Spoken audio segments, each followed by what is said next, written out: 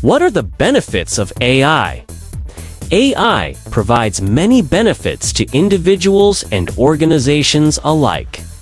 AI technology is evolving faster than ever, and its uses are expanding every day. Here are some of the benefits you can expect to gain from AI today and in the near future. 1. Automate repetitive tasks. Many of our days are filled with repetitive and often mundane tasks that must be completed to keep things running smoothly. From paying bills to organizing and managing tedious data sets. There are countless tasks that we have to complete at work and in our everyday lives to do the stuff that really animates us. Whether that be exploring a hobby or producing a Fortunately, AI can automate many of these repetitive tasks so that we have more time to focus on the most stimulating, impactful, and enjoyable aspects of our work and life. In fact, AI is already being used to cut down on wait times in call centers, grade certain kinds of school assignments, and extract, merge, and manage data from multiple sources into easy-to-understand reports. 2. Quickly analyze big data sets. Data is essential to the daily operations of countless organizations worldwide. Yet, while many businesses and individuals know the value of big data, few are able to effectively analyze their data and identify the kinds of insights they need to make the most impactful decisions. As a result, many companies leave big data sets untouched, as they struggle to understand how best to manage the data they already have. Let alone those sets that are growing by the day, hour. AI is capable of quickly analyzing these large data sets and helping organizations to better understand what they're telling them. By identifying the patterns and trends that lie within these untouched and underutilized data sets, AI can help organizations do everything from improving customer experience in a retail store to predicting the fluctuations of seasonal sales and designing effective social media marketing campaigns, among many other things. 3. Improve decision-making. Organizations use data to gain valuable insights and guide their decision-making process. However, as noted in the above section, many struggle to effectively analyze their currently available data to gain the insights they need to make such impactful decisions. Leveraging data analytics, AI applications can equip organizations with near real-time, actionable insights that can help them make informed decisions. Today, AI is used to help guide decisions regarding everything from customer service to investment management and health diagnoses, among many other things. 4. Quickly generate new material. Writing, coding, and designing visuals are time-consuming processes. Today, many writers, programmers, designers spend a large amount of their time completing tedious tasks, such as composing simple web copy, creating basic designs, and implementing elementary code. Rather than fully utilizing the skill sets of these skilled workers, employers often require them to do work that is critical for their business operations, but doesn't fully take advantage of their skills. 5. Reduce operational costs. Running a business can be expensive. In addition to requiring a skilled workforce, employers must also invest in programs, systems, and infrastructure, among other things, to ensure that they can operate effectively. As a result, Many employers strategically dedicate their resources to a handful of core areas that are necessary to keep their business running, but may not help them achieve their biggest goals. What are the cons of AI? Though there are many benefits to AI, there are also some potential downsides to its adoption. While there are still many unknowns about how AI will ultimately impact our society, here are just 3 potential cons that you should know about before adopting it in your workplace or personal life. 1. Potential job losses. Cool. While many employers may be happy to cut costs by replacing employees with AI, workers are understandably less thrilled about the prospect, and job loss could potentially be dire. According to one study published by Goldman Sachs in March of 2023, researchers estimate that approximately 2/3 of current jobs in the US and Europe are possibly exposed to at least some degree of AI automation, which could potentially lead to the loss of nearly 300 million full-time jobs globally. Despite this potentially devastating job loss, researchers optimistically note that technological disruptions also typically generate new jobs at the same time that they're making others obsolete.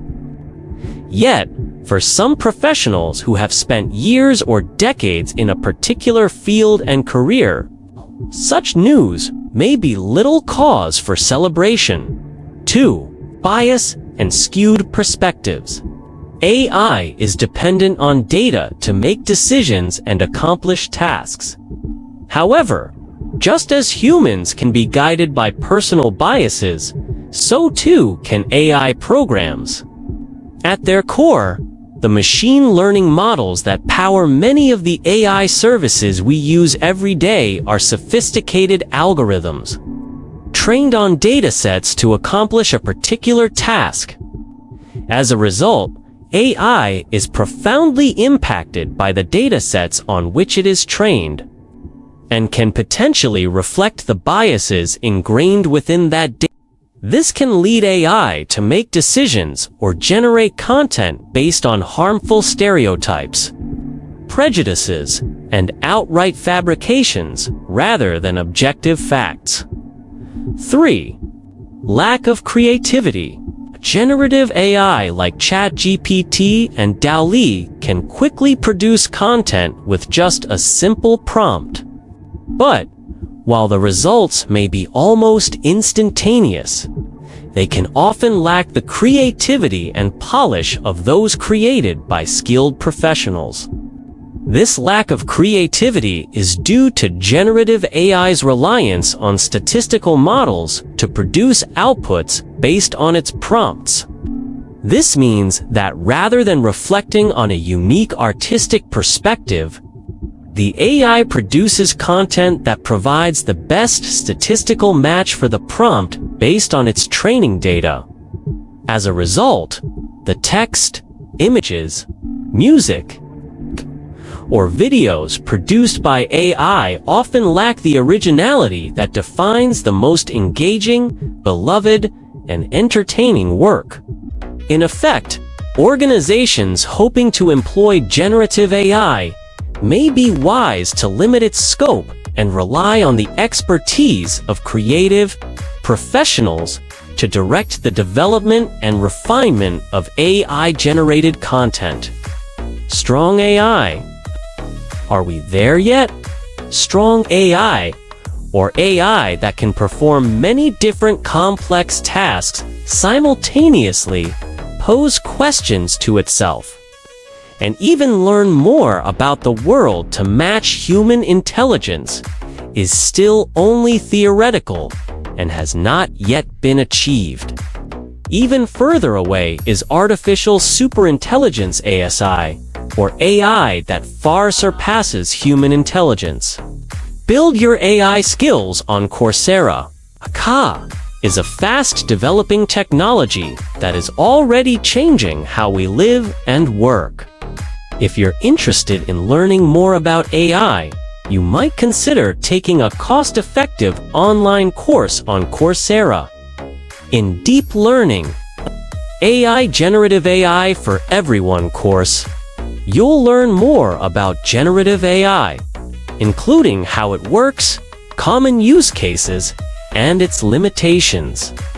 You'll also learn how to think through the life cycle of a generative AI project, from conception to launch, and how to build effective prompts. In Google's Introduction to Generative AI course, meanwhile, you'll learn how generative AI works, its different model types, and some possible applications for it. AI can help organizations reduce their operational costs by automating certain repetitive tasks that typically require a developed workforce to perform. At the same time, AI can assist employees by completing the most mundane aspects of their work, so that they can add greater value to the organization with more specialized efforts. In effect, many employers and employees may find they can do more with less. The benefits of AI in education. Though it's still in its early days, AI is already being used for educational purposes. In addition to powering personalized learning programs, AI can also be used to expand accessibility to learners who lack access to educational resources, and can also provide real-time assessments of students' learning progress, along with feedback on how they can improve. Here on Coursera, for example, an on-page chatbot is available to answer learners' queries, so that they can gain clarity on core concepts as they're working through a course. Generative AI, such as ChatGPT and DALL-E, allows workers and employers to quickly create simple text, code, and visuals via simple prompts. In turn, this allows organizations to quickly generate simple writing, code, and designs while their employees work on more complex assignments requiring greater creativity and insight. Industry example: benefits of AI in healthcare. The healthcare industry is awash in valuable data. In addition to containing patient records that essentially track an individual's health outcomes over time, healthcare facilities also contain large stores of diagnostic images, transactional payments, and demographic information. In effect, AI can have an oversized impact on how the healthcare industry operates and provides patient care. Some of the benefits AI may provide in the healthcare industry include the improved operational efficiency of health facilities, better patient experiences, and greater diagnostic accuracy. In recent years, with the rapid development of artificial intelligence, AI, our lives have changed drastically. From intelligent assistants to autonomous driving, AI has profoundly affected our daily lives. So, what changes has AI brought to our lives? In the age of AI, these are the points you must find out.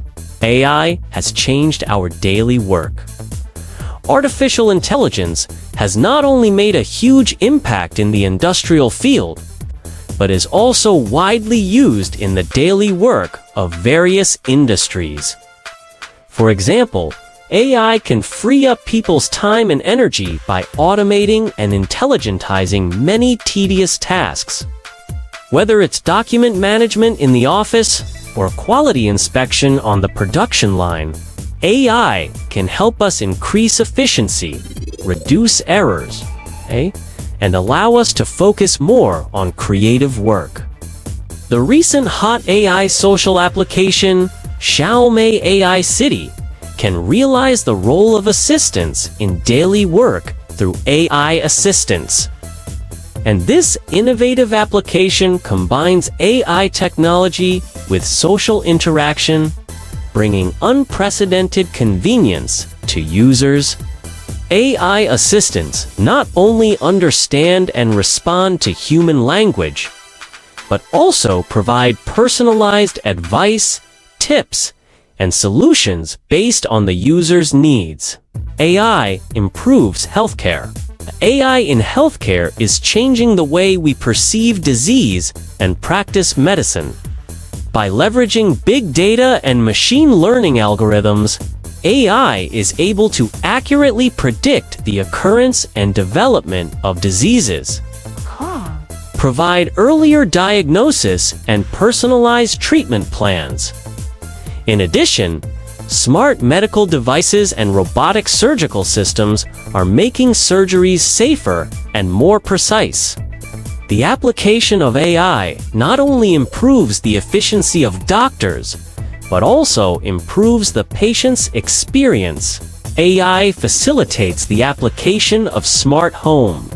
The application of AI technology in the field of smart home has brought great convenience to our lives. We can control home devices such as smart lights and smart speakers through voice assistants, making our lives smarter. AI can also learn our habits and provide us with personalized services, such as automatically adjusting room temperature and recommending movies. The emergence of smart homes not only improves the comfort of life, but also promotes energy saving and environmental protection. AI drives transportation innovation. The application of artificial intelligence in transportation is changing the way we travel. The development of autonomous driving technology allows us to enjoy a safer and more convenient driving experience. I can analyze road conditions in real time through sensors and algorithms, automatically avoid traffic accidents, and optimize traffic flow to improve road utilization. AI can also help us save time and fuel by providing us with the best driving routes and real-time traffic information through intelligent navigation. AI enriches entertainment culture. The application of AI in the field of entertainment and culture brings us richer and more diversified entertainment experiences. Also, in Xiaomi AI City app, AI can recommend movies, music, books, and other contents according to our preferences, making it easier for us to discover our favorite works. In addition, Xiaomi AI City can also generate realistic virtual characters and scenes in parallel time and space through AI technology, an innovative feature that enables people to feel as if they were in a different time, space, and dimension, and engage in immersive communication experiences with virtual living intelligences. By interacting with these virtual characters, users can explore different historical eras, future worlds, and even other universes. This experience not only broadens people's horizons, but also promotes the exchange of cultures, ideas, and wisdom. Realistic scenarios presented through AI technology allow people to feel the pleasure of having in-depth conversations with different intelligences in time and space. AI is changing our lives in every aspect, whether in work, entertainment, healthcare, or daily life, and its impact is everywhere. From this technological revolution comes higher efficiency, richer creativity, and a deeper human-computer interaction experience. AIGC, Generative Artificial Intelligence, is the hottest term of the moment. Since the emergence of ChatGPT, The vibration caused by the new technology has continued to this day. AI has demonstrated its ability to understand the real world and disruptive production capacity, which has been doubly shocking to people. Sora, which generates videos that conform to the laws of real-world physics based on text, okay? And Suno, which can compose lyrics and arrange music with one click. The release of each new product or model is a milestone event that continues to push this wave of technology to new heights and makes people look forward. The new technology creates a huge wave that will also sweep over everyone. The pulse of technological development has always had a clear theme: unleashing creativity. And this is especially true of AIGC. As the door to a new world opens, how will the general public be affected by new technology, and how will AIGC change our work and life? How can every ordinary person seize the opportunity in this wave? Focusing on these questions, Just So Seoul Research Institute conducted a questionnaire survey on AIGC in May on Seoul App, a popular social platform for young people, and collected a total of 3,457 valid responses, of which nearly 80% of the respondents were Gen Z. The data showed that the younger the group is, the better it is at work, and the more it is at home. The data shows that the younger the age, the proportion of the group that understands the concept of AIGC is rather higher. And the post-00s 18 to 24 years old understand AIGC to the highest degree, when some people are still curious about what AIGC really is. Some people have already started to keenly earn income through the new technology. Data shows that more than 10% of young people have already gained financial benefits through AIGC. When loneliness has become a common topic in today's society, human-computer interaction has also become a solution for the development of new technology. According to this research, 1/3 of young people said they are willing to become friends with AI. Interestingly, the Just So Seoul Institute conducted the same research last July. In less than a year, the number of young people who like AIGC very much has increased by 20%. Over 90% of young people have used AIGC products. Post-00s have the highest level of understanding of AIGC. AIGC, or Artificial Intelligence Generated Content, CAGC, is a category of content categorized from the perspective of content producers, a way of content production, and a collection of technologies used for the automated generation of content. According to the white paper on Artificial Intelligence Generated Content AIGC, released by the China Academy of Information and Communications Technology, in this white paper, it is mentioned that the concept of AIGC is not defined consistently by industry, academia, and research institutes, and there is some controversy. The research also shows that the popularity of this relatively academic concept is not high, with 70% of young people saying they don't quite understand what the definition of AIGC is. However, whether the concept is popularized or not does not affect the penetration of products and functions in the daily life of the public. AIGC products and functions can be found everywhere in office and study scenarios. An AI one-click copy generation and summarization of meeting minutes, have almost become the standard for work and study. According to the research, only 4.8% of young people have never used AIGC applications. This also means that over 90% of young people have experienced AIGC products or functions. Among the current categories of AIGC applications, ChatGPT-like text generation and chatbots have a high popularity, with the highest percentage of attempts, 65.68%. What is particularly noteworthy is that in this wave of technology, post-OOs are the first to embrace the new trend with outstanding understanding and use of AIGC.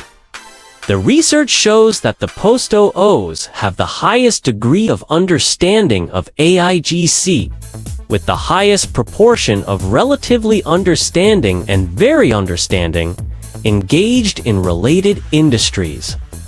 Research or skillful use of related products, which are 28.71% and 6.06% respectively. At the same time, the post-OOs have the highest degree of high-frequency use of AIGC applications, with 19.95% using it almost every day. He-Yan Hong, a professor at Shanghai Jiao Tong University, once said that Generation Z is a brand new generation, based on the fact that their brain's nervous system and mental character have been altered and reshaped by network technology. They may be a new start for humanity and, in a sense, a new kind of human being. Nowadays, along with the development of AIGC technology, the post-OOs are growing rapidly as the native generation of AIGC. 60% of young people have positive attitudes toward AIGC. More than 10% of young people have already made money through AIGC. It is difficult to predict the future wind direction when standing in the present. How do young people look at the explosion of AIGC, a new technology? From personalized song recommendations to chatbots, virtual assistants, and self-driving cars. Artificial intelligence, AI, is all around us. Yet, despite experiencing many of these conveniences in our daily lives, you might still be wondering, what are the benefits of AI, really? And is it all positive, or are there actually some dangers to it? In this article, you'll learn what AI is, explore its potential benefits, and consider some of its possible downsides. Let's explore. What is AI? Artificial intelligence AI refers to the development of computer systems capable of performing cognitively complex tasks that traditionally only a human could perform, such as identifying patterns within a data set, making predictions, or composing a piece of writing. In other words, AI is all about making machines and digital systems that can dynamically respond to and learn from their tasks rather than simply performing the same exact procedure over and over again without change. That's not to say that you should expect to have an in-depth conversation about quantum mechanics with your electric toothbrush anytime soon. AI is still in its infancy and can only be used to accomplish certain narrow tasks. Today, the type of AI that most of us interact with is really an example of weak AI, also called narrow AI, which is essentially AI that can perform a handful of very specific tasks, like making chess moves, analyzing data, and translating text from one. Nonetheless, AI is developing quickly, and advances are being made faster than ever. As a result, artificial intelligence technologies are becoming more widely adopted and capable of performing a range of different, increasingly complex tasks. From personalized song recommendations to chatbots, virtual assistants, and self-driving cars. Artificial intelligence, AI, is all around us. Yet, despite experiencing many of these conveniences in our daily lives, you might still be wondering, what are the benefits of AI, really? And is it all positive, or are there actually some dangers to it? In this article, you'll learn what AI is, explore its potential benefits, and consider some of its possible downsides. Let's explore. What is AI? Artificial intelligence (AI) refers to the development of computer systems capable of performing cognitively complex tasks that traditionally only a human could perform, such as identifying patterns within a dataset, making predictions, or composing a piece of writing. In other words, AI is all about making machines and digital systems that can dynamically respond to and learn from their tasks rather than simply performing the same exact procedure over and over again without change.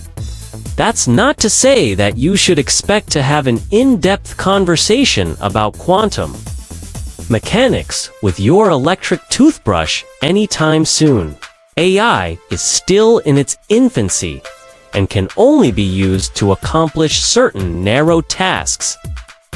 Today, the type of AI that most of us interact with is really an example of weak AI, also called narrow AI, which is essentially AI that can perform a handful of very specific tasks, like making chess moves, analyzing data, and translating text from one. Nonetheless, AI is developing quickly, and advances are being made faster than ever. As a result, artificial intelligence technologies are becoming more widely adopted and capable of performing a range of different, increasingly complex tasks, advancing equitable AI in the U.S. social sector. Artificial intelligence is rapidly evolving and reshaping how people and organizations think and behave across many sectors and around the world.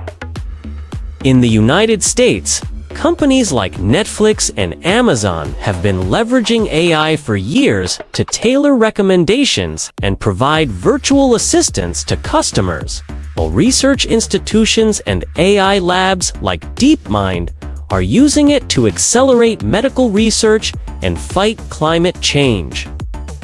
Nonprofit organizations, however, have been less involved in this moment of technological innovation. To some degree, this makes sense. The nonprofit sector faces widespread challenges, including a lack of investment in research and development and a shortage of staff with AI expertise that other sectors don't. But it also needs to change. AI's impact on society, how people work and live, will only increase over time, and the social sector can't afford to not engage with it. Indeed, nonprofits have an important role to play in its development. When designed and implemented with equity in mind, AI tools can help close the data gap, reduce bias, and make nonprofits more effective. Funders, nonprofit leaders, and AI experts need to move quickly and in alignment with one another to advance equitable AI in the social sector. The global pursuit of equity. This article series, devoted to advancing equity, looks at inequities within the context of 7 specific regions or countries, and the ways local innovators are working to balance the scales and foster greater inclusion across a range of issue areas. Follow this series, Using AI to Support Equity course. While AI offers many exciting opportunities, its potential to cause serious harm is well known. Developers train AI algorithms using data culled from across society, which means biases are baked in from the start. For example, financial service providers often use AI to make lending decisions. But the financial industry in the United States has a long history of systematic discrimination against women and communities of color, including redlining and inequitable appraisal and underwriting policies. Because algorithms used to make lending decisions are trained on historical data that reflect the intentional disadvantaging of certain zip codes, occupations, and other proxies associated with race or gender. They can perpetuate unfair lending practices and financial inequities if left unaddressed. Even well-intentioned nonprofits could easily design flawed AI applications that result in unintended and damaging consequences. An organization providing seed funding to social entrepreneurs, for instance, could train AI using biased financial data and end up working against its mission of advancing wealth equity by mistakenly preferencing certain populations. There's also a general fear that rapid improvements in AI's ability to perform administrative, analytical, and creative tasks could render many professions and even entire industries obsolete. The digital media company BuzzFeed recently began using AI to generate content for its site. It's not hard to imagine a scenario where a nonprofit with a limited budget might decide to cut its marketing team and rely on the AI-powered language model ChatGPT instead. In addition, the lack of regulation and financial incentives for organizations to consider the equity aspects of AI makes it less of a priority. Leading tech companies like Google and Microsoft, for example, have cut ethical AI staff in recent years. These are legitimate concerns that organizations must strive to address. However, when developed thoughtfully and with equity in mind, AI-powered applications have great potential to help drive stronger and more equitable outcomes for nonprofits, particularly in the following 3 areas. Thanks to the respondents for adding context and nuance to my assessment of circular fashion. They offer many important insights, including Ron Ganon's observation that the mindset of valuing quality and longevity is absent from the industry, Roland Geyer's reminder of the trade-offs between materials and labor, and Maxine S. detailing of the pernicious consequences of NGOs being subject to industry-led regulatory capture that undermine the implementation of circular practices. I want to specifically credit Dominique Drakeford for highlighting the punctilious nitpicking aimed at supply chain transparency, incomplete reporting, and feckless certification schema. I would also add companies' inflated and unaccountable target setting to this list. Drakeford is correct that excessive attention to these low-hanging, secondary climate contributors postpones fashion's long-overdue systemic reckoning. I also appreciate Geyer's reminder that circularity is just the latest in a long line of naive, win-win solutions that ultimately prove ineffective. A corollary of the simultaneous ascendance of neoliberalism and escalating environmental challenges. Win-wins made for powerful case studies, but ultimately lacked empirical validation. In the early 1980s, physicist Amory Lovins first proffered the negawatt revolution to solve climate change for fun and profit. An endless stream of proposed yet unproven win-win solutions followed suit, including "It pays to be green," the fortune at the bottom of the pyramid, creating shared value and reverse innovation. Now, circularity has emerged as the latest corporate win-win strategy to address social and environmental ills and deter profit-reducing regulatory action. And with an industry that is all about the latest trend, it was but a matter of time before fashion brands capitalized upon it to appeal to environmentally conscientious consumers. Last year, Chinese fast fashion brand Shein launched a resale platform to ignite a cultural movement of circularity within our own Shein community. According to its global head of ESG, Adam Winston, Crocs devoted a considerable portion of its 2022 sustainability report to circularity.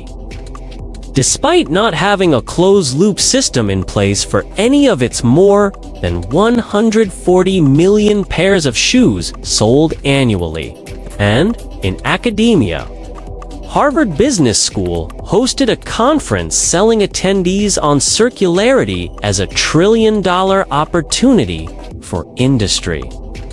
Unfortunately, none of these circularity efforts address the root cause: the hyperconsumption that results in discarded synthetic shoes and shirts, filling landfills, and the microplastics polluting the oceans and even finding their way into our own bodies.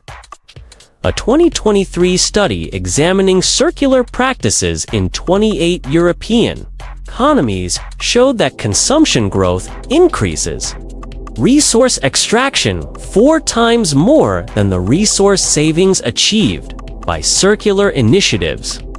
So, even if we were to develop the requisite technology and infrastructure to realize the industry's circularity goals, it would do little to decouple consumption from resource use. If reporting, certification, transparency, and win-win solutions will not lead to a sustainable future, where do solutions lie? A good place to start is with a candid acknowledgement of the causes of the challenge: excess consumption and externalities. Swedish outdoor brand Houdini illustrates how industry can advance solutions by revising its values. As Houdini CEO Eva Karlsson observes, the fact is that profits are often made by compromising people in the value chain, and the considerations of ecosystems are equally poor. The brand has developed a slow flow for new product introductions and a design process oriented toward durability and reuse to extend product life cycles. But Houdini remains an outlier, and few brands have dared to emulate an approach that compromises growth or profit. Thus, as my respondents suggested, new system rules and incentives must be put in place to ameliorate the fashion industry's accelerating negative social and environmental impacts. In keeping with Drakeford's admonition, such systemic change must address colonization and its consequences. And, to heed Nancy Bakken, a plan forward should prioritize sufficiency over recycling. After 3 months of bankruptcy, Renewcell found a new owner to purchase the remaining assets: Alter Equity Partners. Under the new ownership, the company name was changed to Circulose, representing a new chapter in scaling textile circularity. before reopening the production facility. The current inventory needs to start moving through the market at fiber producers, spinners, weavers, and garment producers After decades of working in the textile industry, it was thrilling for us to be at the cutting edge of new technology. Witnessing the domestic textile and apparel industry shift in the 20th century to the Far East. With brands chasing the lowest cost producing country, has only increased industrial waste, pollution of waterways, and the burning of unsold inventories. In turn, industry practices have ignored the true cost to the planet and people, all in the name of padding margins and enhancing stock values. In the case of Renewcell, the company understood the objective of tapping a virtually bottomless supply of raw materials from used clothing. It also laid a path forward to address the industry's waste problem. More so, the Renewcell experience provides guidance for the industry to avoid government regulation that could adversely affect it in unforeseen ways. As someone with roots in product marketing, I can't but help to see the similarities between the fashion curve of popular products and the adoption curve of venture philanthropy. And we have, in my opinion, passed the summit of that curve for venture philanthropy. When we founded Strategic Grant Partners in 2002, partnering with outstanding leaders who have powerful ideas to improve the lives of struggling individuals and families in Massachusetts. The term venture philanthropy was new. You had to explain to people that it referred to taking techniques from venture capital and applying them to achieving philanthropic goals. Today, terms like social investing, social entrepreneurs, and social impact are common. Grants that require measurement and outcomes are ubiquitous. Finding the new thing is the primary occupation of several well-intentioned philanthropies. There has been a dramatic shift in philanthropic dollars to higher-risk startups, diverting money away from traditional nonprofit organizations. Even our government thinks of itself as a social investor, using taxpayer dollars to fund higher-risk social ventures through its Social Innovation Fund. How do you know when you have crossed the top of the fashion curve? Quality wanes dramatically. In fashion, a good example was the downturn of Tommy Hilfiger, an ultra-flash-in-the-pan brand that was clearly at its end. When it showed up at discounters such as Marshalls and Kohl's, and unmiddle-aged guys who frequented WrestleMania. In philanthropy, we are seeing a lot of early-stage nonprofits with ideas and leadership that aren't ready for prime time. Unfortunately, many are getting funded. Some talented and not-so-talented social entrepreneurs are getting hold of sizable amounts of money to give their idea a go. This trend is reminiscent of the 1999-2000 internet funding bubble. Another indication that the end is near is when there are multiple variations of the same idea, or when the ideas themselves are on the periphery or so amorphous that it's hard to know what the idea is exactly. The number of tangential education-related nonprofits that claim that they will substantively change educational outcomes for kids is staggering. Many are doing good things for kids, but they don't have meaningful, measurable impact and are diverting philanthropic dollars from organizations and interventions that have true impact. Since venture philanthropy firms subsist on finding the next new thing, we continue to feed the beast a beast that is already well sated. What's worse, funders have become weary of making grants to existing grantees, feeling they should have become financially sustainable without them. The good news is that never before have the stronger nonprofits attracted such impressive talent. In the early days, renegade social entrepreneurs like Pat Lawler of Youth Villages or Gerald Chertavian of Year Up were few and far between. And it took them years to attract the kind of talent they needed to scale. Today, the landscape of early and mid-stage nonprofits looks quite different, with experienced mid-career leaders making the shift to nonprofit management and a wave of young business school types choosing to make their careers in nonprofit ventures. Strong, well-led organizations like Youth Villages, Year Up, and Big Brothers Big Sisters of Massachusetts Bay are proving every day that some nonprofits have what it takes to deliver real impact. What this means is that when we find something that works, we should stick with it, not move on to the next hot thing. More than stick with it, we should double down on the best of the best.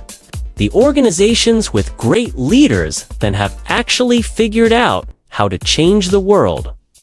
Making our most successful grantees more successful is one of the best ways we can deploy capital. Since the 1990s, it has become increasingly normal to take environmental E, social S, and governance G factors into account when considering investing decisions. Yet the roots of what we now call ESG investing go as far back as the 1800s, when religious beliefs were an investing criterion for Methodists, Muslims, and Quakers. More recently, social issues like the anti-war sentiment in the Vietnam Warrior of the 1970s and anti-apartheid sentiment in the 1980s have been part of the conversation about business. Just as new demands for good governance grew after the governance scandals in the early 2000s, for example. In short, each new generation of socially responsible business mandates grows out of the defining issues of that era. Climate change is our era's defining issue, and especially given the sluggish climate action by business and society so far, we need to rethink how we recognize the problem and At long last, several promising legislative proposals address these core issues. For example, New York's Fashion Act, as and I discussed in our respective articles, mandates carbon reductions and levies penalties for non-compliance. And a recent proposal by the Orr Foundation addresses colonization, the use of disposable materials, and excess production and consumption.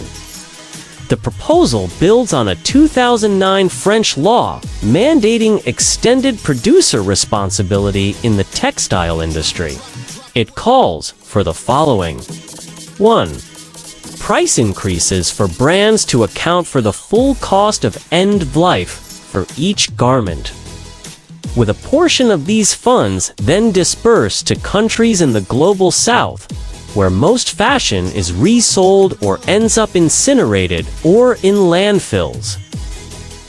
Varying bonuses and penalties based on garment type, known as eco-modulation, for example. Cheap, non-biodegradable synthetics to be charged more than durable, single-blend garments made from natural materials. Reduction targets for new clothing production to make room for growth of second-hand fashion. Decades of faith in voluntary corporate action have resulted in disparate and insufficient progress. Well-designed legislative mandates are needed to compel the fashion industry to improve its social and environmental outcomes and to ensure that the circle we call Earth remains habitable for future generations. The fashion industry is more than cute designs and flashy catwalks. The clothes we wear every day, stylish or not, were made by thousands of people worldwide for the $2.5 trillion apparel industry, and to keep store shelves piled high with new styles. This industry needs to make far more than it will ever sell in the name of never failing to meet demand. In recent years, the textile and apparel industry has shifted business practices from making quality goods in sustainable numbers to ultra-fast fashion typified by overproduction, high waste, environmental degradation, and low social standards. Waste has become a paramount problem for the fashion industry, amounting to 92 million metric tons annually, Earth.org.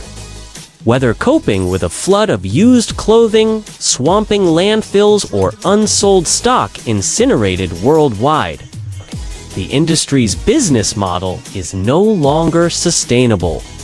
Indeed, as society shifts to circularity with low carbon impact through fair labor standards, the industry is poised for a transformation from the inside out. New entrants into the industry, including collectors, sorters, recyclers, and fiber innovators breaking textiles down to the molecular level, are challenging the broken, linear take-make model. There are two ways to reduce textile waste's growing mounds: consumers buying less and/or recycling textiles. Enter Swedish clothing recycler Renewcell. It's developed the technology to take cotton textile waste and extract the cellulose from the cotton to make a pulp for new textile fibers. But a year after opening its first scaled facility, Renewcell declared bankruptcy, sending shockwaves throughout the fashion world. As Renewcell's former CCO and an industry consultant who both care deeply about building a more sustainable fashion industry, it's important to examine what caused Renewcell to fail. What are the ramifications for the industry? Are there lessons to be learned?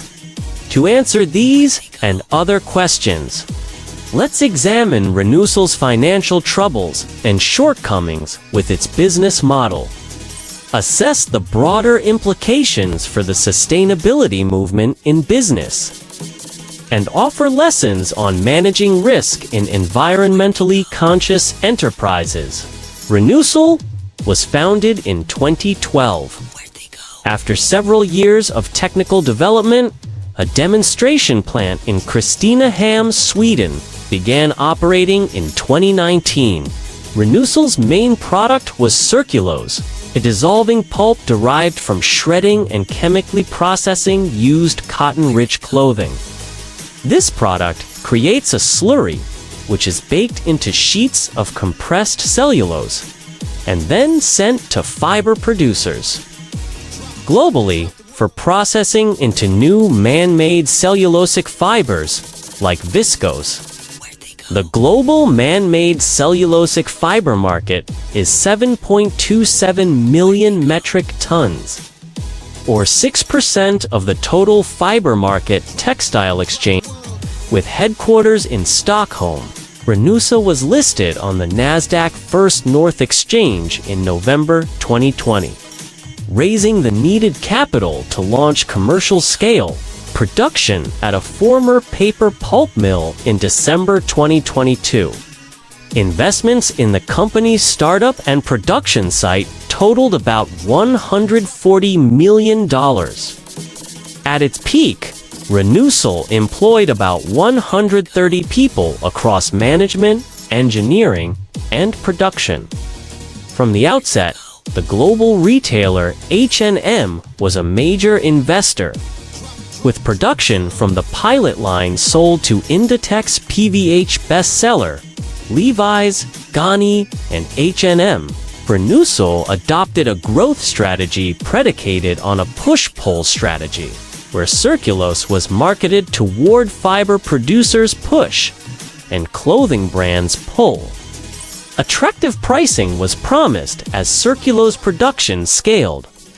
Additionally, Renewcell focused on building a Circulose supplier network to help build fiber producer support and increase brand interest, making fabrics readily available and multiplying the marketing effect. Although the former paper pulp mill in Sweden was the launch plant, plans called for new North America and Asia facilities after establishing proof of concept, so that Renewcell would have greater access to local supplies of used clothing and easier access to regional textile supply chains. By opening plants globally, Renewcell aimed to have better access to regional fiber production in Asia. However, securing additional capital for such expansion plans first required a successful and rapid ramp-up to profitability at the Swedish facility. In hindsight, the quick global expansion strategy proved wishful thinking, without sufficient financial security to start the commercial engine. The typical apparel development cycle is 12 to 18 months, while Renewcell projected a break-even within 1 year of beginning production.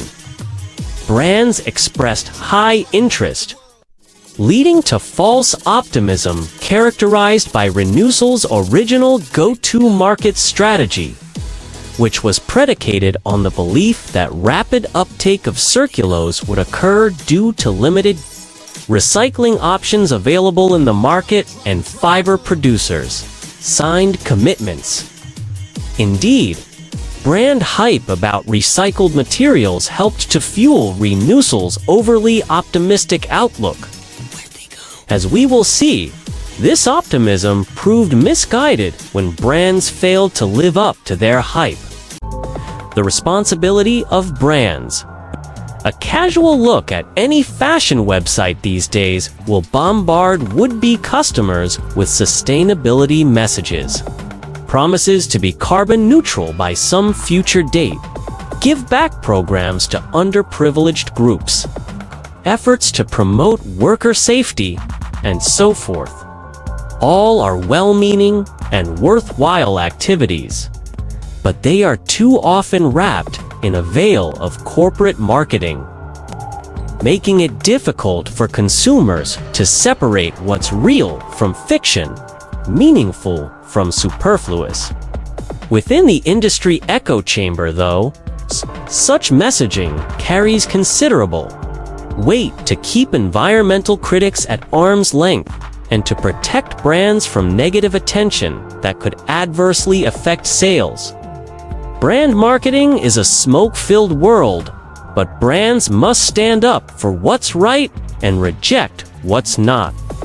When they fail to fulfill these responsibilities, the industry becomes mired in overproduction, ever-cheapening and abusive supply chains, and environmental degradation.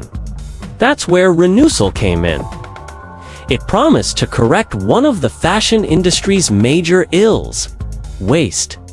Brands lined up in support. Some invested directly in Renewcell. They believed in the promise of its technology and approach to vacuuming up much of the world's used clothing to be made anew as recycled fiber.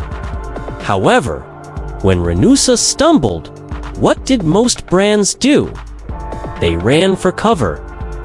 Brand support was skittish from the outset, even among brands that worked with pilot line quantities. For example, public commitments with mass retailers like H&M and PVH failed to result in substantial purchases. Despite the fact that such commitments were not binding, these agreements were public. So brands like these were required to use Circulose in their clothes. In the end, though, when fiber company partners explained to brand buyers that Circulose would cost more than virgin alternatives, most brands scurried away. Many brands tout the carbon neutrality of their supply chains. But when it comes to business, cost neutrality rules the day. Industry reports suggest the cost of fiber is only 3 to 5% of the total retail price. This may be an indictment of the branded apparel industry, but it is also the reality of business today. Costs matter. Profits matter, but less so. So many brands swam to shore when the Renewcell ship took on water. Renewcell's stock tanked overnight. Water flooded in, and lifeboats were scarce. Management struggled to patch the holes for a time, but soon the Renewcell boat took on more water than could be bailed. Bankruptcy ensued. Even then, brands could have extended a lifeline, but chose not to do so. In this sense, brands failed to follow through on their public support materially. Ultimately, it proved too easy to blame Renewcell's management for its failure and distance themselves as a wise business decision. Hard knocks and lessons learned. There's plenty of blame to go around. Renewcell's management had its failures, but so did the clothing brands and fiber companies. As the first to market, there were lots of risks. In the case of Renewcell, a product existed and the marketing was effective, but execution stumbled. The connect the dots of any business rollout unraveled into a series of errors, poor market conditions, and lost opportunities. Renewcell's pulp production reached an effective scale, while fiber producers provided quality feedback and built up fiber or pulp inventories. Spinners primed laydowns for yarn blends, but the engine could not get started to increase production, experience, and efficiencies as brands fumbled to figure out how to integrate innovation from capsule to main line. Prices of viscose made with Circulose were compared to generic viscose, which had been produced for over a century. Brands would not pay a premium to support an environmental initiative if it came at the risk of lower margins. In time, Renewcell said, prices would come down as volumes increased. Brands weren't willing to wait.